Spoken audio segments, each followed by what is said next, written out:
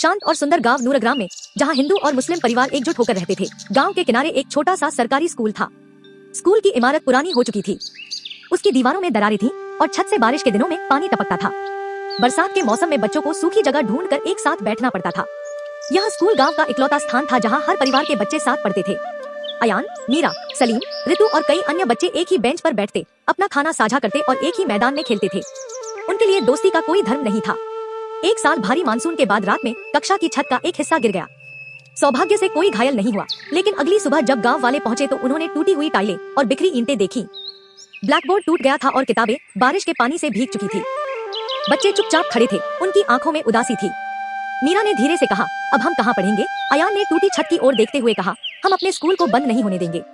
उस शाम बरगद के पेड़ के नीचे बैठक बुलाई गई। रहीम चाचा ने कहा, शिक्षा वह रोशनी है जो हर घर को उजाला देती है। अगर हमारे बच्चे पढ़ना बंद कर देंगे तो हमारा भविष्य अंधकारमय हो जाएगा। पंडित श्यामलाल ने सहमति जताई और बोले, यह स्कूल हम सबका है, हमें इसे मिलकर फिर से बनाना होगा। गांव वालों ने बाहरी मदद का इंतजार न करने का निर्णय लिया।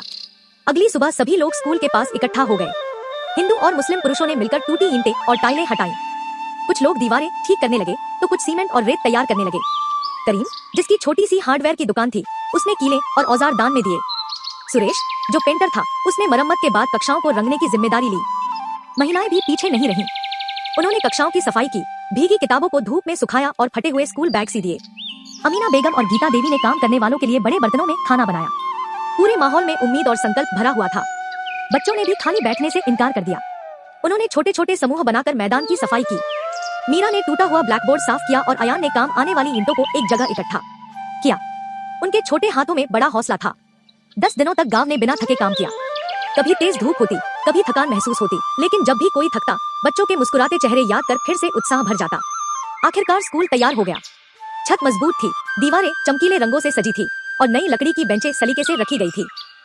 सुरेश ने सामने की दीवार पर सुंदर फूलों के साथ लिखा, ज्ञान ही प्रकाश है। दोबारा खुलने के दिन पूरा गांव इकट्ठा हुआ। बच्चे चमकती आंखों से अपनी कक्षाओं में प्रवेश कर रहे थे। रहीम चाचा ने कहा, यह स्कूल सिर्फ ईंटों से नहीं बना है, यह प्रेम से बना है। पंडित श्यामलाल ने जोड़ा, जब हम अपने बच्चों में निवेश करते हैं तो हम एक मजबूत कल बनाते हैं। उस दिन पहली सीख किताब से नहीं बल्कि एकता से मिली। बच्चों ने समझ लिया कि उनकी पढ़ाई पूरे गांव की एकजुट मेहनत से सुरक्षित है। जब स्कूल की घंटी फिर से बजी, उसकी आवाज नूरग्राम में एक वादा बनकर गूंज उठी, साथ मिलकर हर कठिनाई को पार किया जा सकता है। उस दिन से स्कूल को प्यार से उम्मीद का विद्यालय कहा जाने लगा और वह इस बात का प्रतीक बन गया कि जब नेक काम के लिए दिल जुड़ते हैं तो कुछ भी असंभव नहीं होता। सीख, जब समाज शिक्षा और उम्मीद के लिए एकजुट होता है तो वह सबके लिए उज्जवल भविष्य बनाता है।